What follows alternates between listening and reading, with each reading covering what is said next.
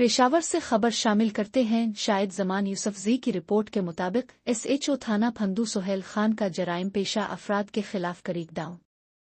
Peshawar SP Fakirabad division Mohammad Arshad Khan की हिदायत पर DSP गुलबहार सर्किल अख्तर नसीर खान की निगरानी में SHO थाना फंदू सुहेल खान ने दीगर नफरी पुलिस के हमरा मुख्तलिफ इलाकों में जराइम पेशा अफराद के खिलाफ क्रेकडाउन के दौरान मुतअद्दिद मुल्जिमान को गिरफ्तार कर लिया। गिरफ्तार मुल्जिमान में गैर कानूनी असलहा, शराब, मुनशियात और दीगर जराइम में मुलव्वस मुल्जिमान शामिल हैं। कार्रवाइयों के दौरान गिरफ्तार मुल्जिमान ने इब्तिदाई तफ्तीश के दौरान मुख्तलिफ जराइम में मुलव्वस होने का एतराफ़ कर लिया, जिनके कब्जे से 2 अदद पिस्तौल, 5 बोतल शराब, हजारों रुपए मालियत की चर्स और मुख्तलिफ बूर के कारतूस भी बरामद कर लिए गए हैं। गिरफ्तार मुल्जिमान के खिलाफ मुकदमात दर्ज करके तफ्तीश शुरू कर दी गई है।